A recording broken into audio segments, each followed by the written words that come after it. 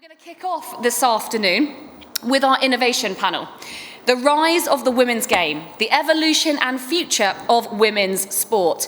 And this panel is being led by the wonderful Thea Lavielle, who joined Wasserman in 2011 and is currently serves as Executive Vice President. So please welcome Thea and her panelists.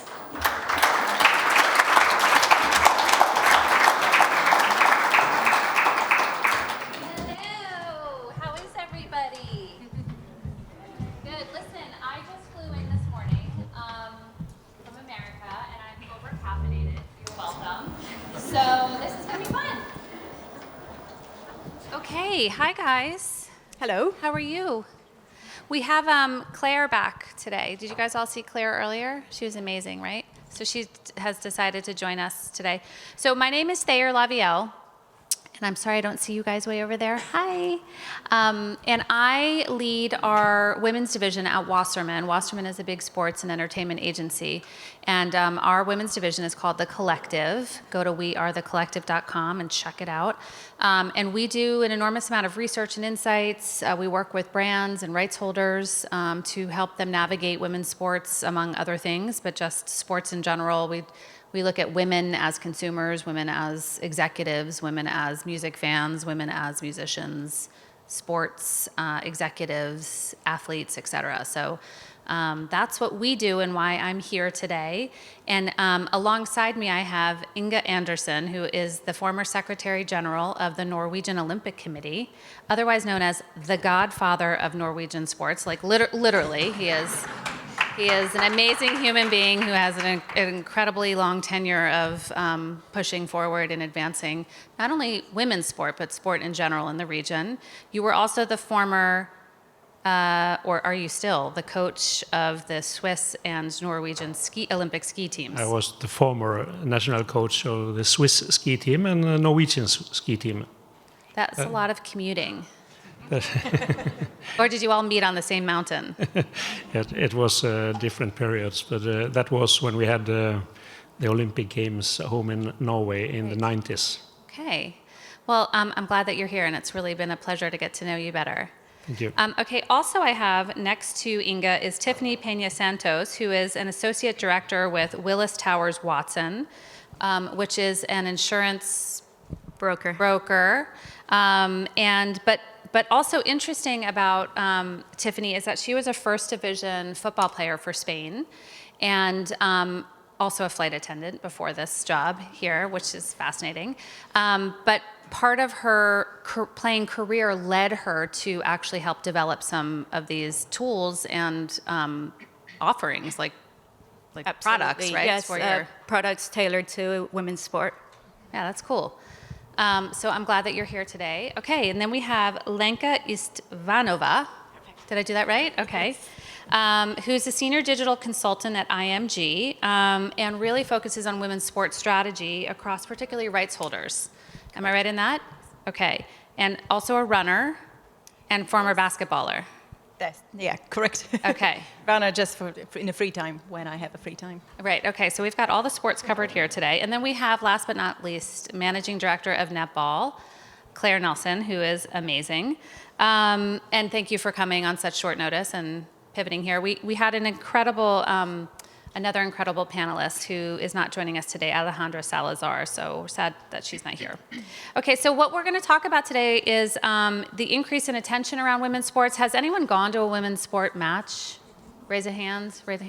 Okay, yeah, you better say yes.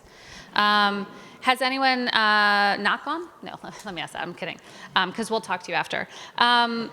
Increase in investment, we're going to talk a little bit about, because that's super important, not only in literally buying a ticket to a match, but also how are you in your roles going to sponsor a team or invest in an athlete or an athlete campaign, or like how can you get engaged to help even just create and buy merchandise. Every little thing counts in terms of bringing up the whole ecosystem. And then we're going to talk about the working and financial reality, and then maybe even what comes next. So let's talk a little bit about, I'm going to ask kind of all of you this, and Claire, I'm going to start with you. What do you think, based on the seat that you're in and have been in for a while, what is the biggest catalyst for women's sports right now? practically, the catalyst is money. Okay, so we know that there are enough people playing, there are enough fans out there who want to consume it, like we know it's there. But in order for us to capitalize on the opportunity and really drive that pace of growth, it requires money. And anyone that you speak to in women's sport at this moment in time, bar none, if you say, what is the one thing you need, it is money. And I'm sure we'll talk about this shortly. Actually, many of us have also turned down private equity investment as part of that, because we also do not want to sell our souls to the devil, and we want to be masters of our own destinies as we grow and go on this growth journey. But that money will come from eyeballs and fandom. So it's this virtuous circle that I think I talked about earlier, is that we've got to get a product right. We've got to get a product that speaks to a female audience that currently does not habitually spend time and money consistently on being a fan. Also, women do not give themselves permission to go and be a sports fan in the way that men do. So then you've got cost of living crisis. You've then got all of all the data talking about their spend and their habits of spend. So you've got that where you're starting. So to get a really compelling proposition that drives women to spend that time and money unapologetically and consistently into being a fan is where we need to start. When you then get the fandom, the bums on seats, the eyeballs, the engagement, the consumption, that's when the commercials come, whether it's we're able to drive greater rights values at broadcast, bring higher in for sponsorship, or as you said, all those additional income streams that come from a fan base. Okay, thank you. Lenka? I would add to that, and it's closely connected to money, is the coverage. It has improved over the last few years, especially in the last 5, but it's still not on par with men's. And obviously that's connected to money, commercial, the product itself. But what we've seen as well in the recent years, it's actually the coverage is increasing, but I would mention the niche media platforms that's starting to emerge. You know, we've got the specific women's platform that's covering just women's sport, and it's great for them to be in and to helping with the coverage, but I think overall the coverage across, you know, even hopefully if you go on Tube this morning, you took a metro, and I think even just seeing women's there, which not often happens, we just need to get more coverage. So interesting stat, we did a study in the US around the coverage of women's sports with ESPN or actually ESPN Research, because in the US, and I think it is perceived as a global stat, it says less than 4% of all media coverage, of sports media coverage is given to women's sports. And we just didn't believe it. It's an old methodology. It's one that looked at the 6 o'clock and 11 o'clock newscasts in 3 television stations in Southern California 3 times a year. Okay, so a little bit outdated, it's 30 years old. So we decided to go in and look at 1.2 billion lines of data, because now how do we actually look at and how are things covered? They're covered in social media, they're covered digitally, they're covered through streaming, and they're covered, of course, through linear. So when we went in to look at that, we actually realized that through 2023, the number is closer to 16%.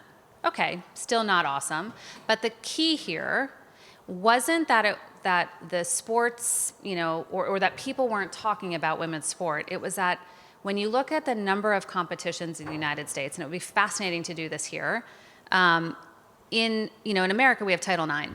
So Title IX allows us to play collegiate sports at 3 incredible levels. And when you look at Division I competitions, 53% of those competitions in college were women's sporting events, 53%. But when you graduated to the professional level, only 8% were women's. So it was less that there was not enough it was that there wasn't enough to cover. There was not enough teams, not enough leagues, not enough sports. So part of it is, yes, we need more eyeballs to be out there being like, hey, talk about women's sports. But it's also that we just need more women's sports. We just need more netball. We need more of these things to actually emanate through the system. But it's also the evolution of what visibility looks like. So we got a bit of stick at the start of the season because we're with Sky and BBC, and they've moved from linear to Sky Sports YouTube and iPlayer. We have 55% increase in viewership off the back of that, with a 78% female audience. Then for Sky, their next biggest female watch property is tennis at 52. So what the data is showing us is that women women aren't consuming sport at a set time, going back to all the ways that we operate in a home and all the other things that we have, actually the flexibility, the accessibility of consuming sport on channels in ways that fits with them is driving that growth. And I think with all of this, we're going to talk about how do we grow and how do we want more, but we should not be looking at this through the same metrics or the same models of what's working for the men's game. Of course not. They have a runway forever. And to add to that, absolutely, I think what we've seen as well with our clients is the understanding that the women's audience is different. And I'm not saying it's just female watching, but it's the fans of women's sport in general. And what we found is obviously, and I'm sure you had a look at some research, and there are reports out there that they are different. They are digitally savvy. Because what happened in the past, as we were saying, there was no access to any women's sports. So they had to literally go online, trying to find it, stream, or try to find it different ways in the papers. And that made them, very digitally savvy. They want to consume differently. They get to the sport through player. They follow not just one team, but multiple teams, and that's okay. So really understanding and really leaning into the nuances of the fans of women's sport. So, thank you. Tiffany, you've been both a player and now sitting in a more of a commercial role. What do you think are the biggest catalysts? So I'm And just how gonna, fun is it to see right now? Oh, it's great. So I'm just going to echo the revenue point. So in 2024, it's the women's sports have given over 1 billion of revenue, and that's come from partnership and sponsorship agreements. And kind of to combine what's been said, in men's sport, the main piece of revenue comes from broadcasting rights. Now, match day tickets have even increased, and that's a massive catalyst. That means more audiences are going to watch sports, and that means we can increase the ticket price as well. So when you're selling out Wembley, Exactly. for women's matches of whatever kind, or That's when we're amazing. selling out Nebraska football stadium with 92,000 people to watch a volleyball game, Yep. theoretically you should And charge that's more. massive, and that's massive in women's sports. So what we want to do is kind of give that platform to all sports: swimming, netball, golf, everything and everything. That would be great. And as a former footballer, it's very inspiring. I feel extremely proud. It attracts the right talent base to say, hey, I can be a female pundit in this world. I can be a broadcaster. I can be a lead sport entertainment broker in the insurance industry. So just watching all of the families, I can take my 3-year-old daughter to watch these games, and it's incredible. That's amazing. Inga, you've looked at this through the lens of really, as a Secretary General, somebody who's really governing over a whole, country's sporting initiatives. Like, how do you see it from your perspective? I think much of this depends on the leadership, because the leaders has to decide that we have to bring the light also on the women's sport. When I came in the 90s as a national coach in our national sport, that is skiing, I'm from a winter sport country, and in fact a superpower nation in sports, but we are only 5.3 million people. And Norway has for a long time been in front of the women's sport. We won the Olympic gold in football for women in 2000. We had the best marathon runner in the 70s, Grete Waitz, perhaps you know. And in skiing, we have been a leading country. But you have to work with this equalness, and everything is through that. You need leaders that the whole time have to focus also to give the same money for training, for competition, for prize money to the women's sport as for the men's sport. And of course, it starts also with the kids and the youth, because it's the right to play for all the kids, and the girls has to feel the equalness already from when they are small kids, when they are coming into the clubs. That this has to be a natural part of your life. So is it equal in Norway? I will say more or less we are in front in the world in many ways with the equalness, but of course we can also develop our women's sport better, because we have in the last 10-15 years won much more medals by our men as our women. But I hope now I see for the preparation for the Summer Olympics in Paris that probably we will win much more medals also by the women. But then you also need to bring also the best coaches, the best team, the best service to the women team. That has to be a natural part of the whole philosophy. So that's looking at almost investment in a different way. So investing not only financially, but investing in just human capital and human resources. That's right. You have to invest in the human capital. You have to invest in the knowledge. You have to build the best team also for our women athletes. I think it starts, as I said, it starts when you are kids. I think you should be the world sports star. Thank you. Yeah, I just wanted to add to that. I was chatting to, where's my new friend Hugo, speaking in a bit. We were talking about male allyship, and I said actually where we need to see the change is around the boardrooms, those that can make the decisions. And to that point, Inga, I was like, they're the ones that should be saying, when a sponsor comes in, we are going to give X amount to the women's game. We are going to make sure that we are apportioning the resource or the visibility or the facilities or the pitches, the expertise, the research, the finances. You know, when you think about the likes of football, it's so powerful. And yet it is still not representative of a fair and equal society. And I just think that starts at the top, and it starts with a commitment to knowing that we are going to consciously and proactively create a fairer environment through people, through resource, and through the distribution of finance and focus and policy to underpin that. That then creates the equality of opportunity for the people within it, but it needs to be driven by the top. And there are some sports that have huge power that could do that today. And by doing that, you then set in motion a standard for everyone else to follow. It does beg the question of, what comes first, the eyeballs or the dollars or the eyeballs. Lenka, I think in your world, you're really working alongside a ton of different rights holders on their strategies, digital and otherwise. Are you seeing that from what Claire is saying, both from a brand perspective and a rights holder perspective, that more people are leaning into wanting to participate in women's sports?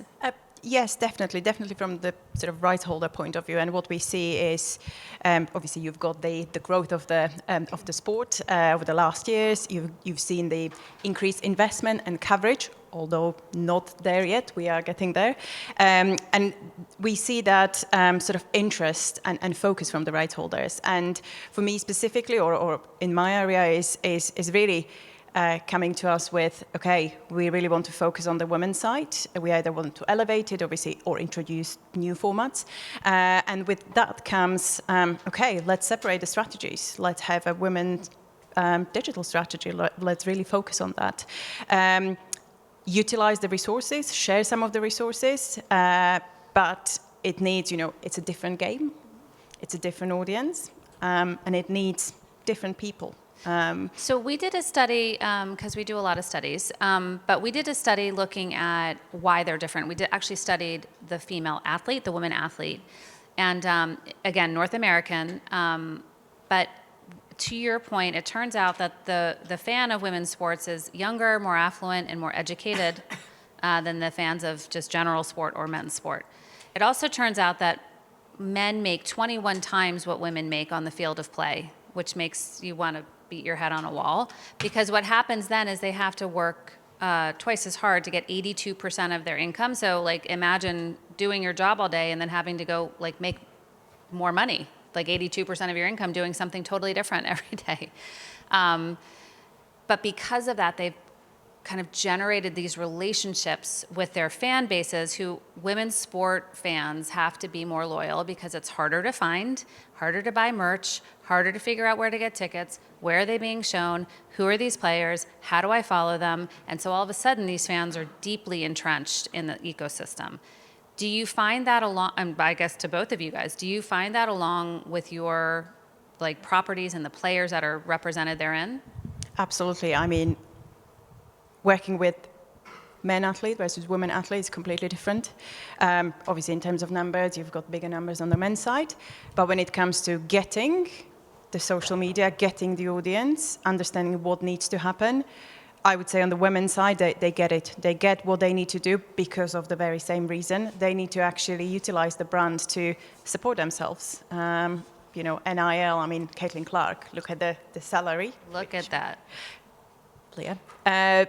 But look at how she monetizes her brand, and not just with anything. And that's a key part to say is really, and you know, we've got the likes of Megan Rapinoe. For them, it's really important to see who they partner with, and what's the cause behind it. And it's, you know, it creates different story. It's the storytelling. It's different sort of content, and content that really works with the engaged audience. So we see different. Go ahead. Yeah, and I just think this is where the massive opportunity lies in women's sport, and I've been talking about it forever. Women make 86% of all consumer purchasing decisions globally. Look at how we consume social media. Look at how we shop, how we buy, how we spend, how we think, how we feel.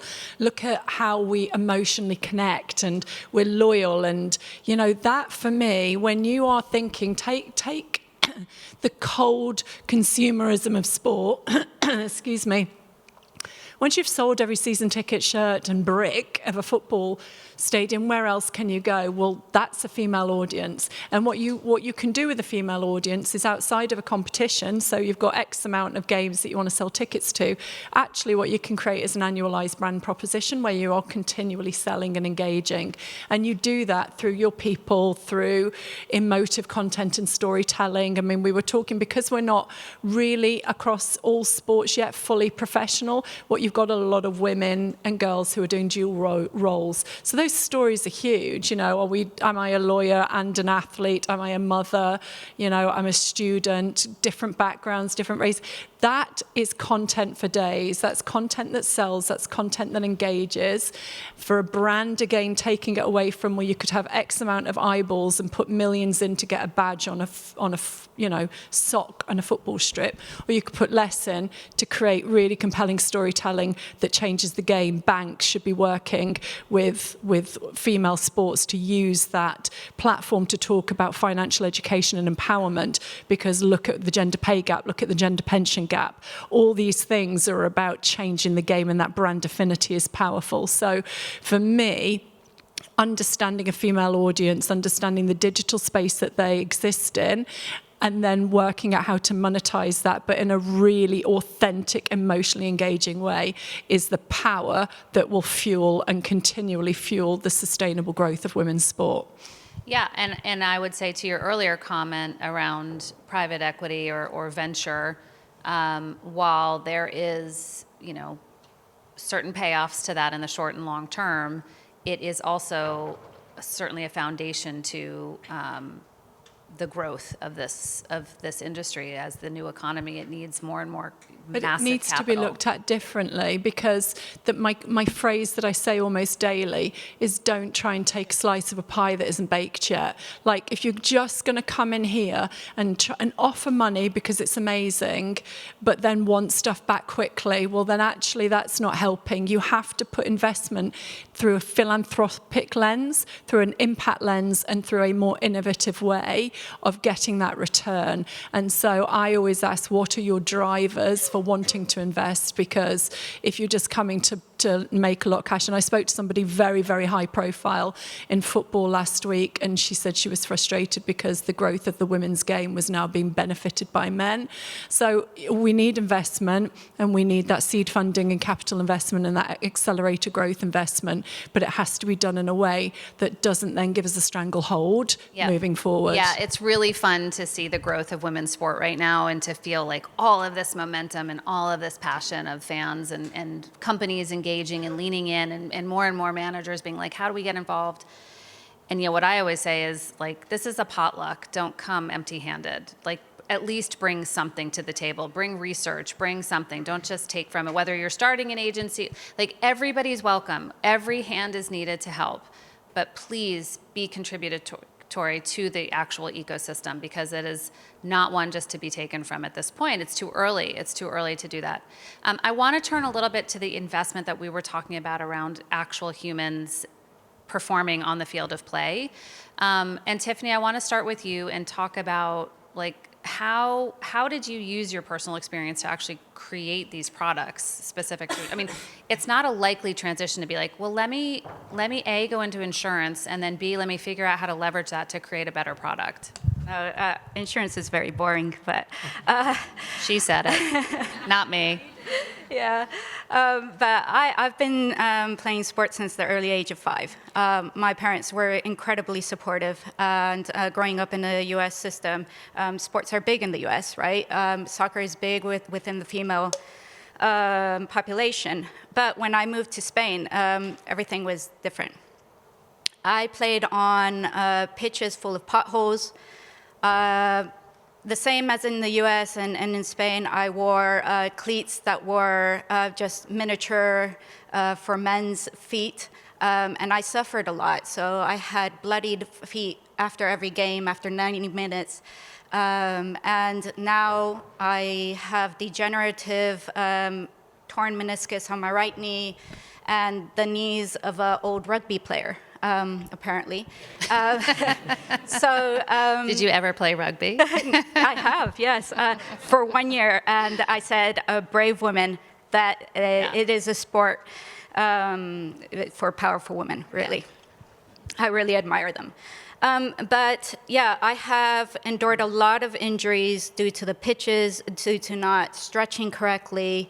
And when I started in insurance, and specifically in WTW, I was given the opportunity to create a product. And the first thing that came to mind was women in sport. And why? Because I suffered so much. I didn't get the right physio. And I wanted, to support female moms as well. I have a 3-year-old girl. And it's incredibly hard to be an athlete and to be a mom. Right. So my product, takes those benefits. It's kind of emotional for me because... It's amazing. And I'll talk more about it tomorrow, but overall, I've taken my experience and encompassed it in my product. And is that out in the market now? It is out, yes. And it's not finished because I really want to kind of talk around hormone deficiencies and the female triad, which is a energy imbalance. And I want to cover that stuff as well under my product. Yeah, that's amazing. We at Wasserman, we represent a lot of players and across many sports, and a lot of them are women. And whenever we have new male agents come online because they're in the game, I want to represent women now, maybe there's a chance we can make some money, because being an agent is quite transactional. And me and the team will say, okay, so let's sit down and talk about what it means to represent a woman, which is different than a man. And I want to talk to you about all this because you have tons of experience here. And they say, well, what's the difference? And I'm like, well, have you spoken to them about their menstrual periods? Or their menstrual cycle? Shifty. Have you spoken to them about reproduction and like their fertility? Because to baby or not to baby is the biggest question in a woman's life. No judgment on either decision, just it is the biggest question. And if they want a baby and this is the vehicle for their success, we better start having conversations around fertility and egg freezing, all this shift. Their eyes start to roll back, and it's like you have to start to get very comfortable with things that are very different because women athletes are not men. And they function very differently, and their cycles affect their performance, and their cycles affect their ACLs and everything else, and their sleep and all of it. So thank goodness there are more and more scientific studies happening right now. Yeah, we're still researching, and I think research is very key to providing a very adequate insurance product for our female athletes. All right, well, keep up the good work on that. Inga, you have been instrumental in helping to develop, particularly in the Olympic space, some of the best world-class skiers across Switzerland and Norway. Tell us how you have seen the development of women athletes come along and what you have helped develop for them. Yeah, I think you said it here for some seconds ago that women are not men. That is really important when you are going in to coach a woman team. That is quite different as being coaching a man team. I have done both. In many ways it's different in the mentality, in the team spirit, and how they are functioning together. But the most important is that what you also said, that for many women, they want to have a child or give birth, or they need also education and to set their career in a long-term goal. Because both for women and men, the best performance is normally after you have passed 30 years. And many women are giving birth when they are between 25 and 35 years, and it has to be totally natural that you can go on with your performance career after you have given birth. And I think in this case we have come quite long in Norway. I was coaching many women in the 90s that gave birth, and they had their best period after they gave birth. And today that is quite natural. But I will also give another example regarding money, because we have one other popular sport in Norway called handball. It's an Olympic sport. In handball, Norway has been the best country in the world in the last 40 years by women. And it's really, really popular also by sponsors and by the TV rights holders. And there it's opposite, because the women handball is in fact financing the men's handball. So now, for more or less the first time, we have a good man team in the Olympics in Paris, but financed by the success of the women team. So I think we all have to see the possibilities. Right. Yeah, and I know the people that are working with the marketing in the Norwegian Handball Federation, and they are doing a great job with selling the women team. And you have to find the companies that want to support a woman performance culture. Well, I think it's interesting that we have, so many different perspectives on this panel to really look at, both from a personal perspective as an athlete to those that are working with and have managed and are setting up the infrastructure for athletes to thrive in. When Claire talks about the economic power that women have, driving 85%, 86% of household spend. In America, they're going to own 2/3 of the wealth by 2030. Do you understand? 2/3 of the wealth in America will be owned by my daughter's generation, Gen Z. Okay, what comes with money? Power. Power comes with money. So all of a sudden you have this psychic change happening in the economies that are happening around the world because women are taking on more, and yet nothing is shifting on the home front. And yet we are trying to, we're taking more jobs, not necessarily having equal pay, but we're taking more jobs. We're graduating at higher rates than our male counterparts. We're excelling and have ambition on the field of play. And where we need to lean in as an industry is, in my opinion, is to support these women athletes in their programs and in the ways that a traditional ecosystem would not for a man. Meaning, a woman athlete might have a child. Well, there are probably many of her teammates do as well. So how can you guys in the audience think about, if I'm at a company, how can we go in and actually provide more, I don't know what you call it here, creche or nursery care? How can we go on and think about more reproductive care? How can we go on and think about some of these other things that women have, these unseen burdens as just being a woman outside of just an athlete that is still kind of required of her? So I would say that. I don't know if you guys each have one piece of advice as we have to wrap it up here. I think building on that, I talk about this a lot. 54,000 women were forced out of work last year because of childcare. I am so lucky that I get to work and lead in a female-oriented organisation. When I was the chief exec of Netball Scotland, for me, what I found is that I always attracted some of the best talent to come and work for me. And the reason why I would do that is I would listen to them. What is it that you need? What is it you need as an individual to be able to do your job well? And a lot of this was motherhood, single mums who had adopted on their own, all working in sports, so hours all over the place. What is it you need? And when I could offer them the support, the flexibility that they needed, they then delivered 1,050% professionally for me. And that's what world class is. And that's why those people that were here earlier, when I had my light bulb moment listening to Arianna Huffington speak, that is absolutely gone are the days where it's 9 to 5 chained in a office.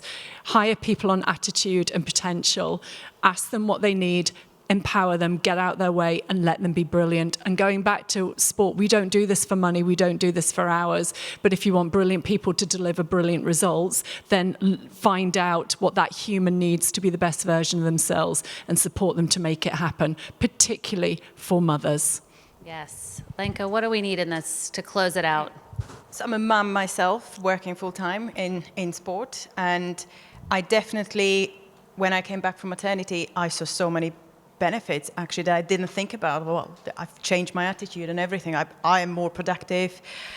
I don't take too much French word, and I think from the from the company perspective, I think in general what we're lacking is as you said, it's over communicating. What are the benefits? There are so many benefits that some companies already offer, even if it's just communication and some extra financial services, etc. But what I'm seeing as well, what I'm hearing from other sort of women in the sport is just I'm not aware of that. Yeah. And it's in the policy, for example, maternity policy, but because for women, you obviously start thinking about it as soon as you decide, yes, at some point I want to have kids. But then you need to search for yourself again. Just ask. This is where we shouldn't search, just ask. Use your voices. Ask and demand. Because it is there, it should be there, and if it's not there, then someone needs to go and make it happen. Bam. Yeah, and from a sports insurance perspective, our policies actually cater for childcare expenses. So if the athlete has had an injury and career-ending injury, we cater for childcare expenses under our policy, which is fantastic. That's great. I think we need quite easily action. Also, we are talking about equalness, but we have to do it in the practical way. I saw in the news today, and that is a real strong symbol for the sport all over the world. One of the biggest clubs here in England, Arsenal, I saw now they are opening the Emirates Stadium for the women team. They are going to play also the women team at the same stadium as the man. Yes. Then they will have the same public.